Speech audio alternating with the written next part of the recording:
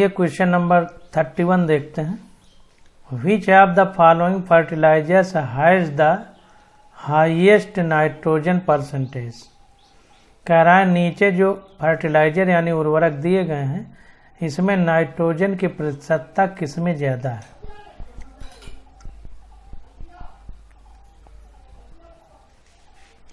इसको देखते हैं।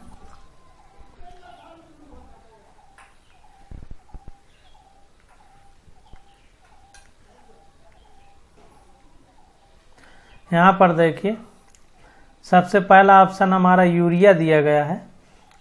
यूरिया का फार्मूला होता है NH2CONH2।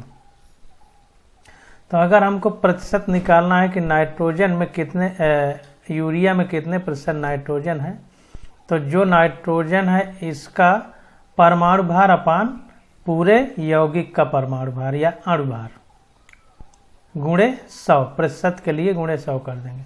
तो 1 और 2, 2 नाइट्रोजन है, एक नाइट्रोजन का परमाणु भार 14 होता है, तो 2 का 14 दूनी 28 हो जाएगा, तो 28 कर दिया। और NH2CONH2 का पूरे का निकालेंगे तो जोड़ने पे 60 आएगा। N का 14 हो जाएगा, H का 2, C का 12, O का 16, N का फिर 14, H का फिर 2, सबको जोड़ देंगे तो 60 आएगा। तो NH2CONH2 यानी यूरिया का एटॉमिक वेट या मालिक्यूलर वेट का है, अणु बन जाएगा पूरा मिला के। तो मालिक्यूलर वेट 60 होगा, तो 28/60 इंटू 100 तो आ गया 46.66%। Similarly percentage of nitrogen in other compounds are. अब दूसरे कंपाउंड में इसी प्रकार से परसेंटेज निकाल लेंगे नाइट्रोजन का। तो देखिए NH4 ट्वाइस SO4 यानी अमोनियम सल्फेट में N के 2 हैं। देखिए 2, इसका भी N के 2 हैं क्योंकि इसका पूरे का ट्वाइस है, तो इसका मतलब 28 ग्राम अमोनिया है। तो 28 बटे N का 14 और 2 है तो 28 हो जाएगा। H का 4 है और 2 गुना होगा तो 8 हो जाएगा। S का 32 होता है, O का 16 गुणे 4 यानी 64 हो जाएगा। पूरा जोड़ेंगे बटे करेंगे 28 बटे उतना गुणे 100 तो आ जाएगा 21.2%। इसी प्रकार CaCN2 का निकालेंगे तो आ जाएगा 35%। NH4NO3 का निकालेंगे तो आ जाएगा 35.0%। तो सबसे ज़्यादा हमारा यूरिया का निकल के आया 46.66%, इसलिए C ऑप्शन हमारा करेक्ट हो जाएगा।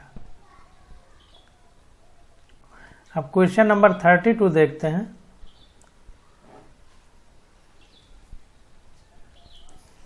कह रहा है the number of moles of hydrogen molecule required to produce 20 moles of ammonia through Haber's process.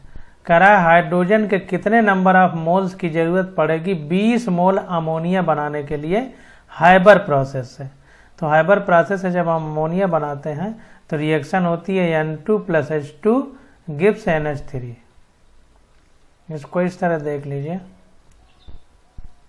N2+H2 gives, वैसे ये रिवर्सिबल का साइन होता है, इधर भी रहेगा, उत्क्रमणीय अभिक्रिया होती है, तो NH3 हो जाएगा। अब देखिए इधर H के 3 है, इधर 2 है, तो इसको यहाँ पर 3 का गुणा कर देंगे। अब इधर H का 6 हो गया, तो इधर 6 करने के लिए 2 का गुणा इधर कर देंगे। अब यहाँ पर N के 2 हैं, इधर भी N के 2 हैं, इधर H 6 है, इधर H 6 है, इसका मतलब इक्वेशन बैलेंस हो गई।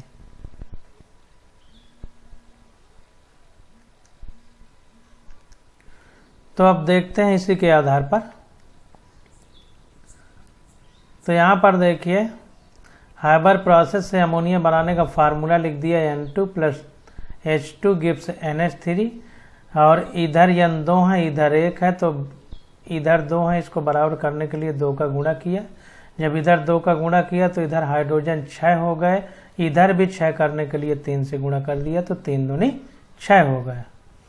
अब देखिए ये 1 मोल है, या 3 मोल है, या 2 मोल है, तो 2 मोल अमोनिया बनाने के लिए 3 मोल H2 की ज़रूरत है, तो 20 मोल के लिए 30 होगा।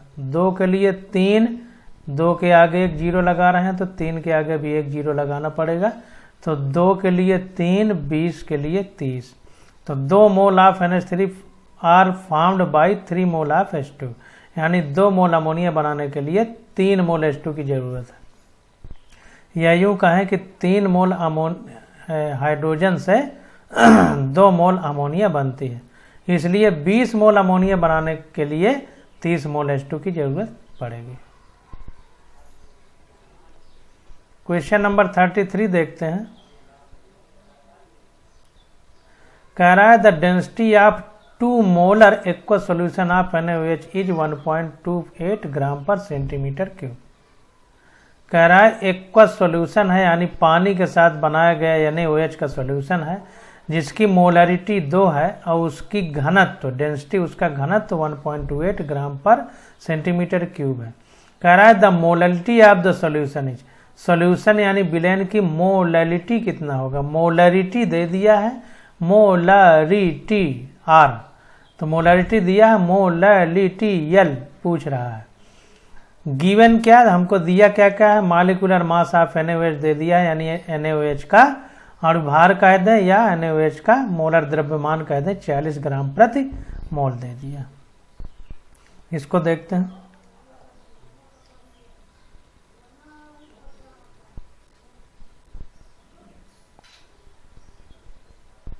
तो जो जो क्वेश्चन में दिया है उसको पहले लिख लेते हैं। घनत्व तो दे दिया है, यानी डेंसिटी 1.28 ग्राम पर CC. Concentration of solution, solution का कंसंट्रेशन यानी मोलरिटी के फॉर्म में दी है सांद्रता 2 कैपिटल M। मोलरिटी के लिए कैपिटल M, मोलरिटी के लिए स्मॉल m लिखते हैं। Molar mass of NaOH, molar mass का है या मॉलिक्यूलर मास का है, तो परमाणु द्रव्यमान हमारा NaOH का कितना है 40 ग्राम पर मोल। कैसे, यानी का 23 होता है, O का 16, H का 1, सबको जोड़ देंगे तो 40 आ जाएगा। अब वॉल्यूम ऑफ सॉल्यूशन देखिए, मोलरिटी दी है, मोलरिटी दी है, तो मोलरिटी की परिभाषा होती है कि 1 लीटर विलयन में उपस्थित विलेय के मोलों की संख्या समान ताप और दाब पर, STP पर 1 लीटर विलयन में उपस्थित विलेय के मोलों की संख्या को मोलरिटी कहते हैं। तो विलयन कितना होता है 1 लीटर, इसीलिए वॉल्यूम ऑफ सॉल्यूशन 1 लीटर, यानी इसको ml में बदलेंगे तो 1000 ml आ जाएगा। क्यों, क्योंकि परमाणु भार हमारा ग्राम में है तो लीटर को ml में बदल लिया। अब मास ऑफ सॉल्यूशन, अब देखिए जो भी आगे कर रहा है हमें समझना है कि वो कर क्यों रहा है। अगर इतना समझ में आ गया कि क्यों कर रहा है, मास ऑफ सॉल्यूशन क्यों निकाल रहा है, इसलिए निकाल रहा है क्योंकि मोलरिटी की परिभाषा होती है कि 1 किलोग्राम विलायक में उपस्थित विलेय के मोलों की संख्या, 1 किलोग्राम विलायक में उपस्थित विलेय के मोलों की संख्या। तो किलोग्राम में दिया है इसलिए द्रव्यमान निकालना है, हमको विलायक निकालना है तो विलेय का द्रव्यमान प्राप्त हो जाए और विलयन का प्राप्त हो जाए, तो विलयन में विलेय को घटा दे तो विलायक आ जाएगा, क्योंकि विलयन बराबर विलायक धन विलेय होता है। विलायक और विलेय मिलके विलयन बनाते हैं। तो मास ऑफ सॉल्यूशन, तो देखिए इसीलिए उसने घनत्व तो दिया है सॉल्यूशन का ताकि हम उसका मास निकाल सकें। तो मास ऑफ सॉल्यूशन, तो घनत्व बराबर द्रव्यमान बटे आयतन होता है, तो द्रव्यमान बराबर घनत्व गुणे आयतन हो जाएगा। तो घनत्व गुणे आयतन कर दिया। घनत्व इतना दिया है, आयतन 1000 ml, तो आ गया 1280 ग्राम। अब मास ऑफ सॉल्यूट, विलेय का अगर मास निकाल लें और इसमें घटा दें तो विलायक का आ जाएगा। तो मास ऑफ विलेय कितना हो जाएगा, हमने फार्मूला पढ़ा था n = W/m, तो W = n × m। m हमारी मोल है और m हमारा मोलर मास है, तो n × मोलर मास। अब n कितना होगा, 2 होगा। 2 कैसे होगा, मोलरिटी की परिभाषा थी कि 1 लीटर विलेय में उपस्थित विलेय के मोलों की संख्या, तो अगर इसमें 2m है तो ये विलेय के मोल लिखे गए हैं, इसीलिए यहाँ पर n की जगह 2 लिखा। और मोलर मास NaOH का 40 होता है, 40 लिख दिया तो 80 आ गया। अब इसमें अगर इसको घटा दें, ये विलयन है ये विलेय है, तो विलयन में विलेय को घटा दें तो विलायक का द्रव्यमान आ जाएगा। इसलिए मास ऑफ सॉल्वेंस यानी विलायक का द्रव्यमान 1280 - 80 ग्राम, तो आ गया 1200 ग्राम। अब number of mole of solute, अब number of mole of solute कितना होगा, तो number of mole of solute = हमारा W/m, वही सॉल्यूट के लिए यानी विलेय के लिए W और उसका मोलर मास, तो W कितना है 80 और मोलर मास NaOH का 40 होता है, भाग दिया आ गया 2, यानी 2 मोल प्रेजेंट होंगे हमारे विलायक में अगर उसको किलोग्राम में लिया जाए।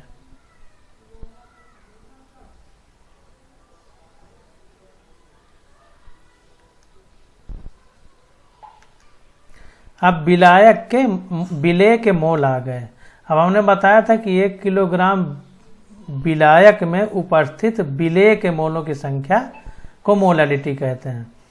तो मोलालिटी इक्वल टू 1 किलोग्राम में, तो ये देखिए इसको इस तरह करेंगे कि ये जो निकल के आया है ये हमारा 2 मोल आया है, तो 2 मोल हमारे हो गए कितने में, ये 1200 ग्राम में। यही तो सॉल्वेंट विलेन है, 1200 ग्राम में, चूंकि इसलिए एक कितना होगा, इसको इस तरह करेंगे, चूंकि 1200 ग्राम में 2 मोल हैं, इसलिए एक में 2/1200 हो जाएगा, इसलिए 1000 में 2/1200 1200 इंटू 1000, वही चीज़ लिखी है, 2 × 1000/1200, तो आ गया 1.67 स्मॉल एम। स्मॉल एम का मतलब मोलालिटी, तो ये मोलालिटी निकल के आ गई।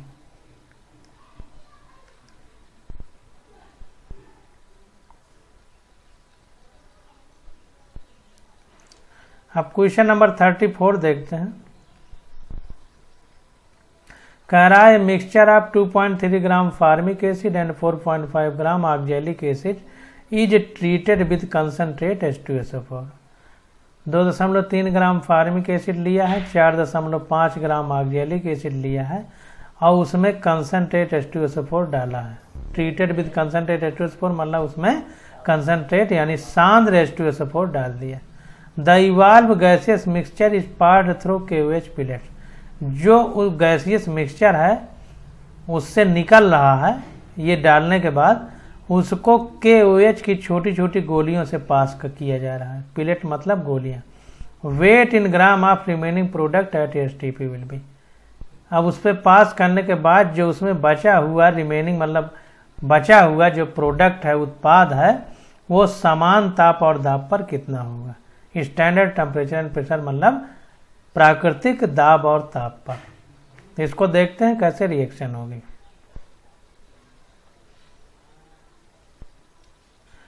तो फार्मिक एसिड का फार्मूला होता है HCOOH।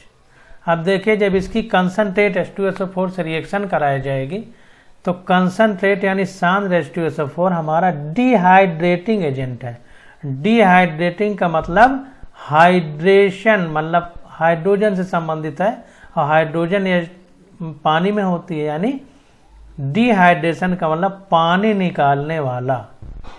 तो CO कंसनट्रेट यानी सांद्र H2SO4 हमारा डिहाइड्रेटिंग एजेंट है, तो पानी निकाल देगा इससे, तो H2O निकल जाएगी और CO बच जाएगी।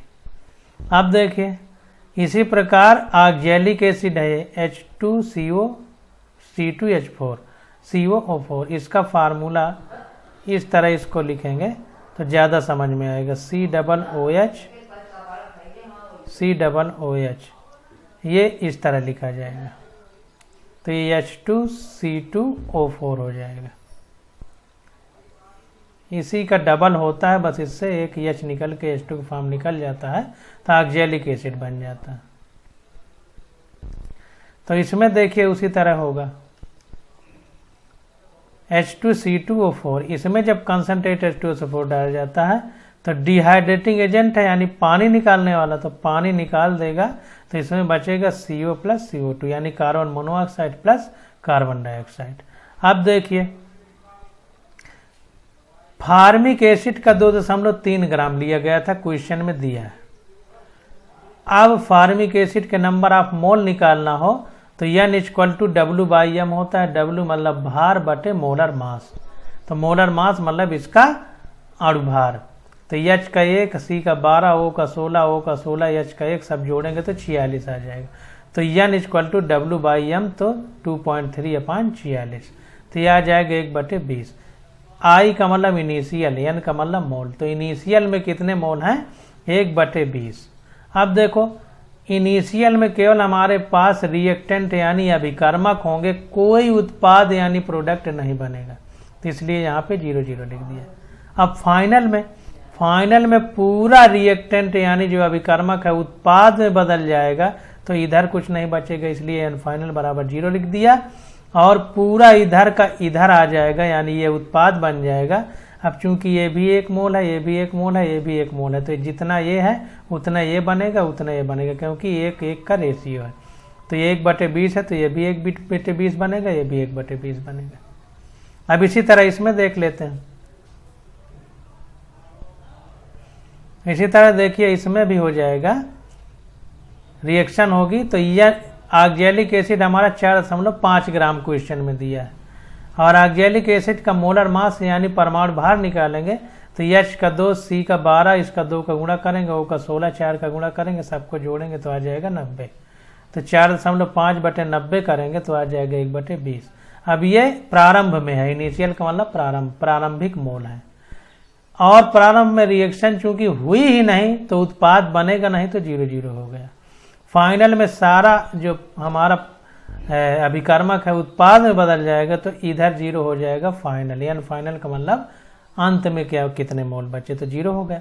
ये 1 मोल है, ये 1 मोल है, ये 1 मोल है, 1 मोल है। जब बताया था जब कुछ नहीं आगे लिखा हो तो 1 मानते हैं, तो ये 1:1:1:1 का रेशियो है। तो जब ये 1/20 है तो ये भी 1/20 होगा, ये भी 1/20, ये भी 1/20। अब देखो H2O gate absorbed bye concentrate H2SO4।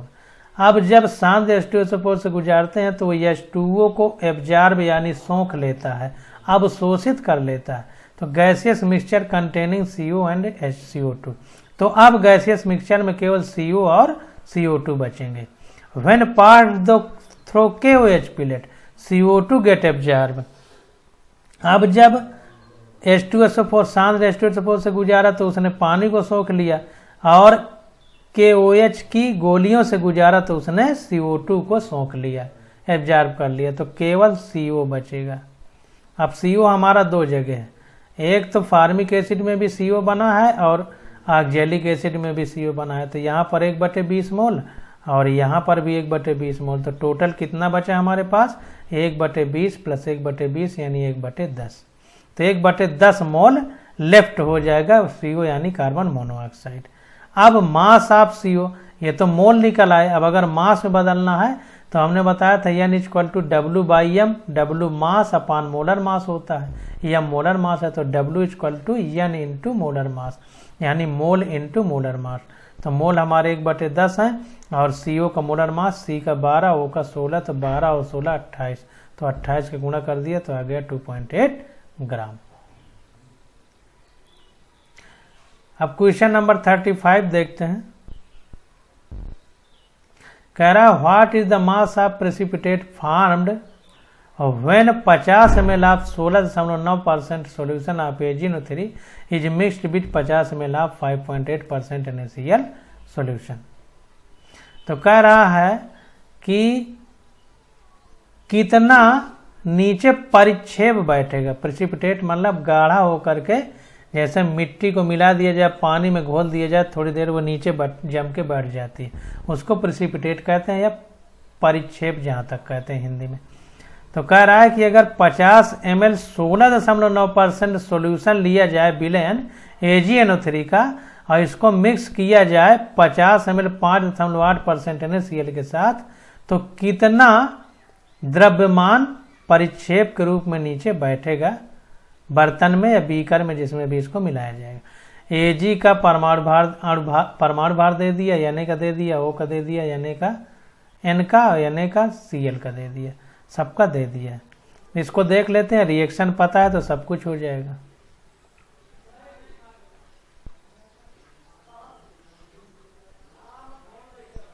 तो 35 नंबर क्वेश्चन देखते हैं। तो यहाँ पर देखिए 16.9% solution of AgNO3 means 16.9 gram of AgNO3 in 100 ml of solution.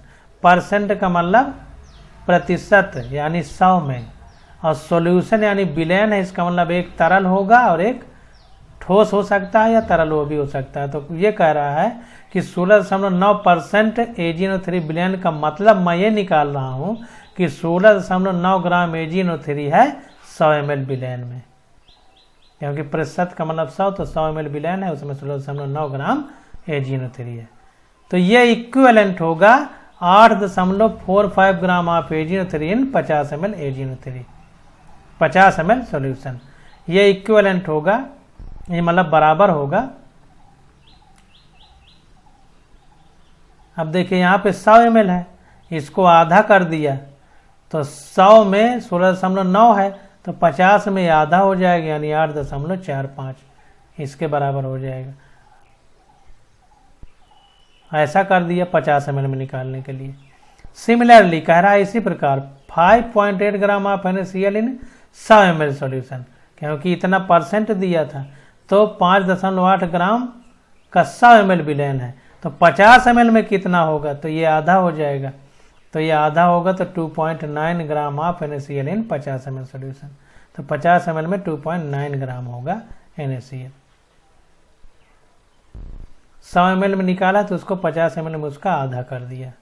अब कह रहा है अब रिएक्शन हो रही है, तो रिएक्शन देखिए, the reaction can be represented as. अब रिएक्शन कैसे होती है, AgNO3 की जब NaCl से रिएक्शन कराएंगे तो AgCl बन जाता है और NaNO3 बन जाता है।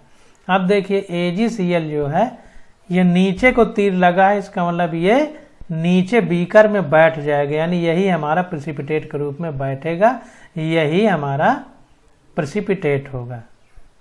तो अब देखिए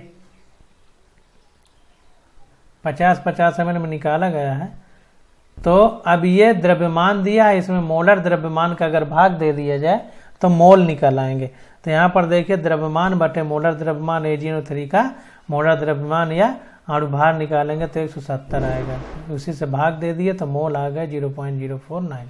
इसी प्रकार NaCl के द्रव्यमान में मोलर द्रव्यमान का भाग दे दिया, Na का 23, Cl का 35.5 होता है, जोड़ेंगे तो 58.5 आएगा, तो ये भाग देने पे आ गया 0.049। अब देखिए ये प्रारंभ में है, इनिशियल मोल मतलब प्रारंभिक मोल। अब प्रारंभ में रिएक्शन नहीं हुई तो ये 0 हो गया। अब फाइनल मोल, जब फाइनल होगा तो यहाँ पे 0 होगा, क्योंकि पूरा तो उत्पाद में बदल जाएगा, अभी कर्मक बचेगा ही नहीं। तो अब चूंकि ये एक मोल का रेशियो है, तो जितना ये है उतना ये भी बनेगा। तो यहाँ पर 0.049 ये है, तो ये भी उतना बन गया, ये भी उतना बन गया। अब मास ऑफ AgCl प्रेसिपिटेट, अब मास, अब मोल बराबर N=W/m, तो W=N/m, यानी मोल इंटू मोलर मास। तो मोल हमारा इतना दिया है और AgCl का मोलर मास 143.3 है। AgCl का 143.3 निकाल लीजिए, निकालने से आ जाएगा। Ag का 108 और Cl का 35.5 होता है, जोड़ देंगे तो 143.3 आ जाएगा। या 35.5 की जगह 35.3 लिखा होगा, थोड़ा बहुत अंतर चलेगा। तो ये आ गया लगभग 7.02, यानी लगभग 7 ग्राम के आसपास AgCl हमारा परिक्षेप के रूप में बीकर में नीचे बैठ जाएगा। अब 36 नंबर क्वेश्चन देखते हैं। कह रहा है 20 ग्राम ऑफ NaCl का 20 gram of magnesium carbonate sample decompose on heating to give carbon dioxide and 0.08 gram magnesium oxide. कह रहा है 20 ग्राम मैग्नीशियम कार्बोनेट सैंपल जो है वो टूट जाता है, डिकम्पोज मतलब टूट जाता है ऑन हीटिंग, गर्म करने पर, और देता है हमको कार्बन डाइऑक्साइड और मैग्नीशियम ऑक्साइड, जहाँ पर मैग्नीशियम ऑक्साइड का द्रव्यमान 8 ग्राम है। तो कह रहा है what will be the percentage purity of magnesium carbonate in the sample. तो प्रतिशत शुद्धता कितनी है मैग्नीशियम कार्बोनेट सैंपल की। मैग्नीशियम कार्बोनेट की प्रतिशत शुद्धता कितनी है दिए गए सैंपल में। मैग्नीशियम का हमारे पास एटॉमिक वेट यानी परमाणु भार दे दिया है 24। देख लेते हैं पूरे क्वेश्चन एनसीईआरटी से संबंधित। तो जैसे टूटता है वैसे हम रिएक्शन लिख लेंगे। कह रहा है मैग्नीशियम कार्बोनेट को गर्म किया गया, तो ये देखिए गर्म करने यानी हीट करने का साइन इस तरह लगाया जाता है, तीर के ऊपर डेल्टा लिख दें, इसका मतलब हीट किया गया। तो MgCO3 को हीट किया गया तो मैग्नीशियम ऑक्साइड और CO2 में टूट गया। मैग्नीशियम ऑक्साइड सॉलिड है इसलिए ब्रैकेट में सॉलिड लिख दिया, CO2 गैस है इसलिए ब्रैकेट में G लिख दिया, MgCO3 भी सॉलिड है इसलिए ब्रैकेट में S लिख दिया। अब ये 84 ग्राम और ये 40 ग्राम है। अब यहाँ पर देखिए Mg का परमाणु भार 24, O का 16 तो पूरा 40 हो गया। इसी प्रकार Mg का 24, C का 12, O का 16 गुणे 3 करेंगे तो 48 हो जाएगा, तो पूरा 84 आ जाएगा। तो ये मोलर मास हो गया मैग्नीशियम कार्बोनेट का, ये मोलर मास हो गया 40। अब मोलर मास मतलब 1 मोल ये भी है, 1 मोल ये भी है, तो मोल मोल बराबर है, इसका मतलब ये भी इसके बराबर होगा। इसीलिए 84 ग्राम ऑफ MgCO3 इक्विवेलेंट, जब 3 लाइन खींची हो तो समानुपात यानी इक्विवेलेंट माना जाता है 40 ग्राम ऑफ MgO। तो 84 जब 40 के इक्विवेलेंट है तो 1 कितने का होगा 40/84, इसलिए 20 कितने का होगा 40/84 गुणे 20, तो यह आ जाएगा 9.52 ग्राम ऑफ MgO। अब एक्चुअल यील्ड कितनी होगी? एक्चुअल यील्ड हमारी जो क्वेश्चन में दी गई है वो है 8 ग्राम ऑफ MgO। ये देखिए 8 ग्राम मैग्नीशियम ऑक्साइड, तो एक्चुअल यील्ड, तो एक्चुअल यील्ड और जितनी निकली है वो, तो एक्चुअल यील्ड अपान जितनी हमारा यहाँ पे सॉल्व करने पे आई गुणे 100 कर दें तो प्रतिशत शुद्धता यानी परसेंटेज प्योरिटी आ जाती है। तो 8/9.5 × 100 तो आ गया 84%।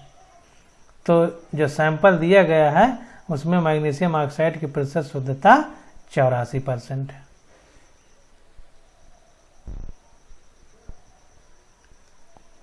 क्वेश्चन नंबर 37 देखते हैं। When 22.4 litre of H2 is mixed with 11.2 litre of Cl2 each at STP, the mole of HCl formed in equal to। कह रहा है 22.4 लीटर हाइड्रोजन है, उसको 11.2 लीटर क्लोरीन के साथ मिक्स किया गया STP पर यानी प्राकृतिक ताप और दाब पर। तो कह रहा है कि कितने मोल HCl हमको प्राप्त होंगे। तो ऐसे ही रिएक्शन लिख लेना है।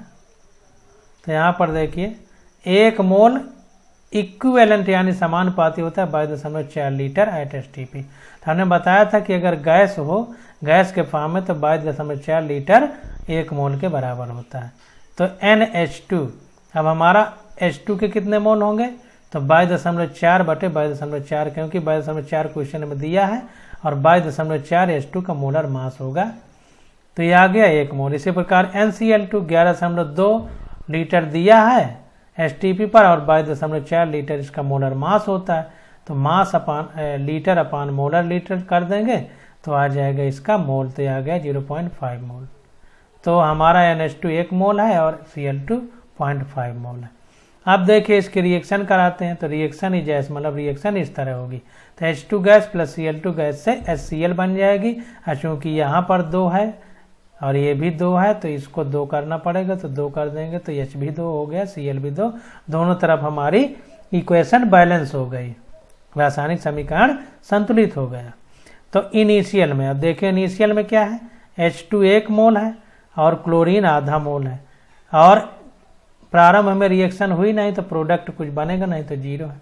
अब फाइनल में देखिए 0.5 मोल है, तो 0.5 मोल है, तो 0.5 मोल है, ये 1 मोल है।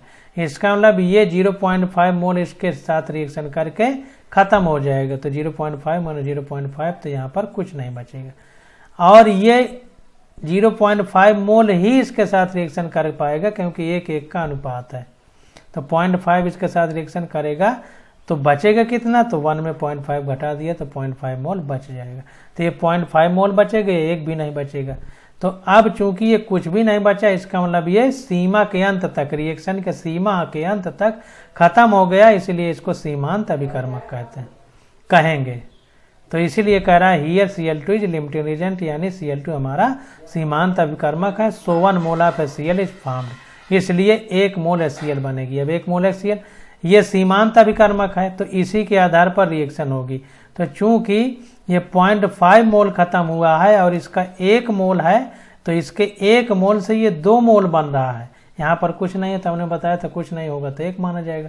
तो ये 1 है तो ये 2 है, इसका मतलब इसका 2 गुना ये बन रहा है। तो ये 0.5 मोल खत्म होगा तो इसका 2 गुना 0.5 गुणे 2 यानी 1 मोल बन जाएगा। तो हमारा HCl 1 मोल बनेगा। तो ए ऑप्शन हमारा करेक्ट हो जाएगा। क्वेश्चन नंबर 38 देखते हैं।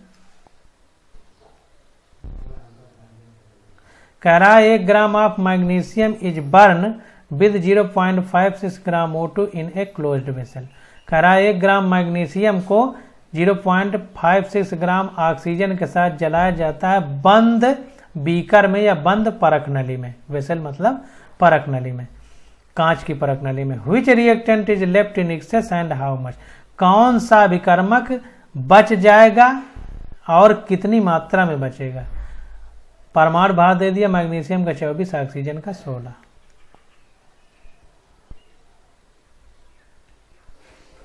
तो यहां पर देखते हैं, अब देखिए मैग्नीशियम का परमाणु भार 24 दिया है, तो इसके मोल निकाल लेंगे तो हमको क्वेश्चन में 1 ग्राम दिया है, तो 1/24 करेंगे तो मैग्नीशियम के मोल आ जाएंगे। 0.56 बटे O का 16 होता है, 2 का 32, तो 0.56/32 कर देंगे तो ऑक्सीजन के मोल आ जाएंगे। तो यहां पर देखिए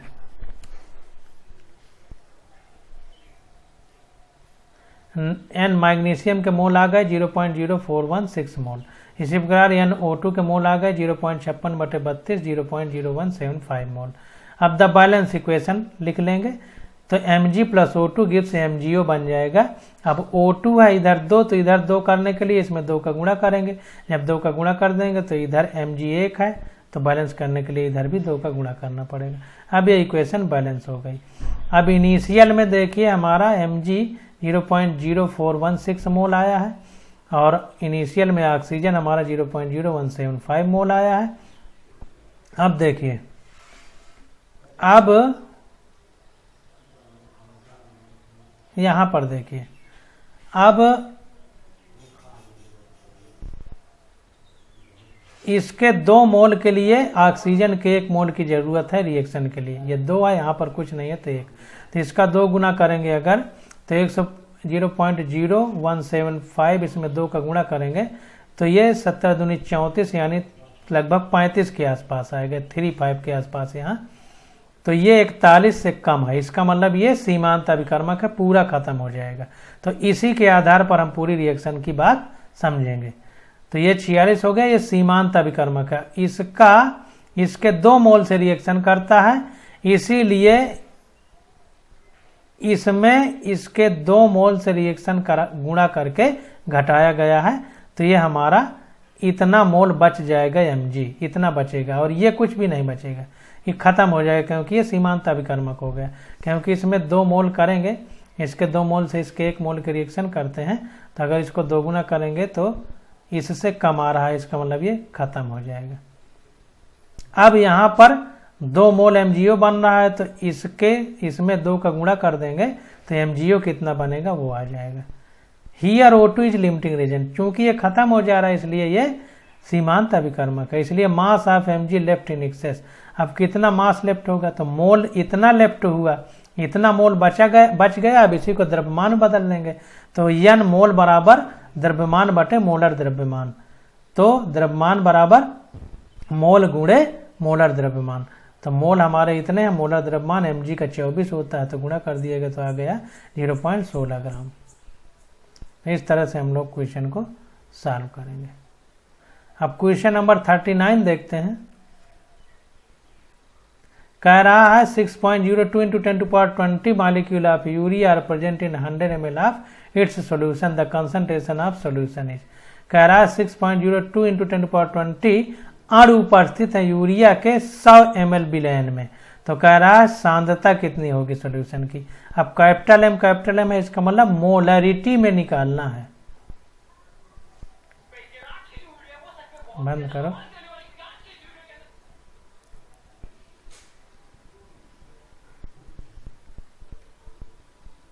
तो अब मोलरिटी निकालना है, तो सबसे पहले मोलरिटी की हमको परिभाषा पता होना चाहिए। तो मोलरिटी इक्वल टू 1 लीटर विलयन में उपस्थित विलेय के मोलों की संख्या। तो मोल ऑफ यूरिया कितना होगा, मोल निकालना है, तो जितने नंबर ऑफ मॉलिक्यूल हैं उसमें एवोगाड्रो नंबर के बराबर भाग दे देंगे। तो ये मोल दिए गए हैं क्वेश्चन में, एवोगाड्रो नंबर का मान इतना होता है, भाग दे दिए गया, तो यूरिया के मोल आ गए 0.001। अब कंसंट्रेशन ऑफ सॉल्यूशन तो इतने हैं हमारे 100 में, 39 100 ml में,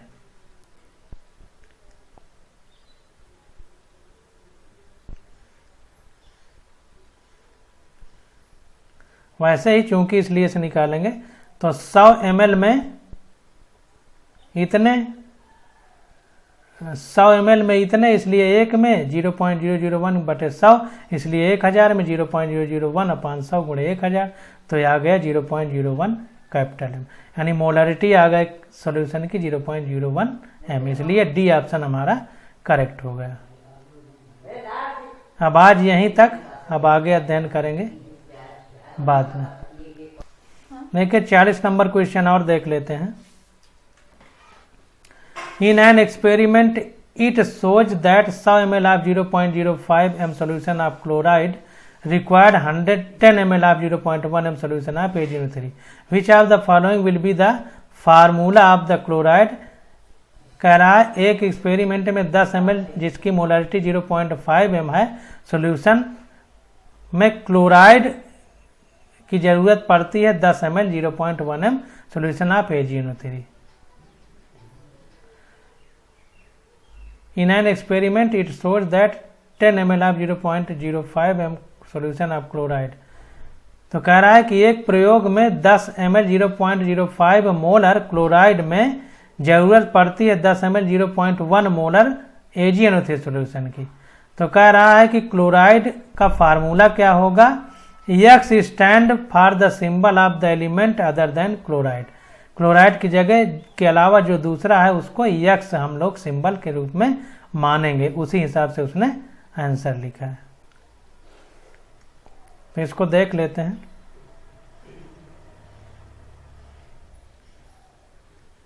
तो देखिए millimole of solution of chloride, अब मिलीमोल निकालना है तो m इंटू v करते हैं मिलीमोल के लिए, यानी मोलरिटी गुणे वॉल्यूम। तो मोलरिटी इतने दिया है, वॉल्यूम ये है, तो आ गया 0.5। इसी प्रकार मिलीमोल ऑफ AgNO3 सॉल्यूशन निकालेंगे तो मोलरिटी इंटू वॉल्यूम, तो मोलरिटी हमारी 0.1 है, वॉल्यूम 10 है, तो आ गया 1। अब 100 the millimole of AgNO3 are doubled then the chloride solution. यहाँ पर देखिए 0.5 है, यहाँ पर 1, यानी इसका ये 2 गुना है। तो वही कह रहा है कि AgNO3 का डबल है क्लोराइड सॉल्यूशन का मिलीमोल, AgNO3 का मिलीमोल डबल है क्लोराइड का। तो इसलिए XCl2 बोला था कि X मानेंगे जो पहले कंपाउंड होगा, तो XCl2 इसका डबल AgNO3 का है, तो 2 गुना कर दिया गया मोल के लिए। तो XCl2 प्लस 2 AgNO3, तो ये फार्मूला बन के आ गया 2 AgCl प्लस XNO3 का होल ट्वाइस। तो यही हमारा फार्मूला हो जाएगा। तो 40 का बी ऑप्शन करेक्ट है, XCl2 यहाँ पर रखेंगे। तो 40 में हमारा XCl2 आंसर आ जाएगा, क्योंकि इसके को इस तरह रिप्रेजेंट करेंगे, इसके मोल, इसका 2 गुना लेंगे क्योंकि ये इसके मोल से इसका 2 गुना। आज यहीं तक, अब आगे अध्ययन अगले लेक्चर में करेंगे।